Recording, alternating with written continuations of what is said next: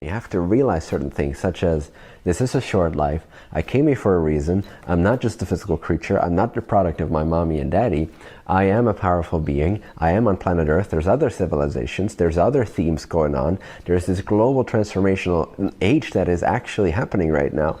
How do I wish to be a part of that? How do I wish to contribute to that? Know, first of all, that you have total capacity to be a part of that whole transformational thing.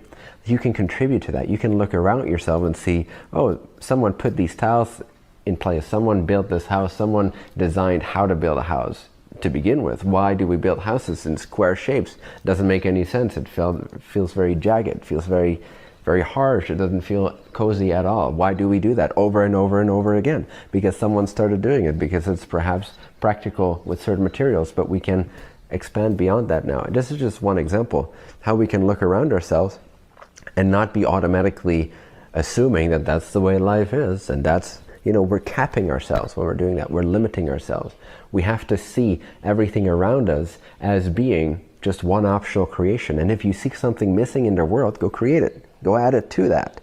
Don't just say, oh, something is missing from the world, I'll just watch television, complain about it, and go back to eating pizza.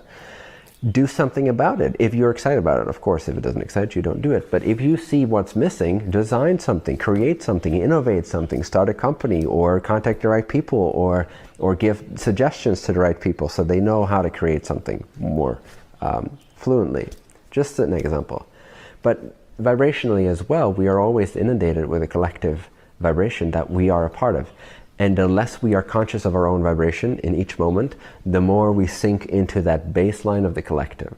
That's why if we don't ask ourselves for too long, like, what excites me? What do I want to do? What is really truly adventurous to me? What expands me? What aligns for me? If we don't ask that question for too long of a period of time, we will naturally have our frequency drop into the collective unconscious agreement of what's assumed to be reality. And then we're limiting ourselves. We're limiting our joy. We're limiting our sense of what's possible. We're limiting our sense of being alive. So we need to put that ultimatum on ourselves, as if we're 100 feet below the surface of the ocean. Now, what is your most important thing in this moment? What's the most important inclination you have? What's the highest inspiration you have in this moment? What if the only thing that could save you or could bring you up vibrationally from 100 feet down and could save your life and have you breathe oxygen again? What if the only thing at 30 meters down, imagine that, being 30 meters below the water surface, looking up and seeing those tiny little people over there and having one breath to get there. What if the only thing that could get you up to the surface was you being aware of what truly inspires you, what's important to you, and making no concessions on that, letting no distractions come in when it comes to that. And then allow yourself to be elevated in that way, because you are now creating your own frequency, choosing your own vibration, your own vibrational paradigm, rather than just letting the collective choose things for you, or the people around you perhaps, or mommy and daddy in the back of your mind. If you manage to prioritize, you don't need any dangerous sport or life-threatening situation to get to that single-mindedness of clarity where you make no concessions on who you are. Even if it doesn't get you accepted into your communities. You don't care. You just don't care. Like, it doesn't matter. It just doesn't matter. Because if it does matter to you, you'll drown.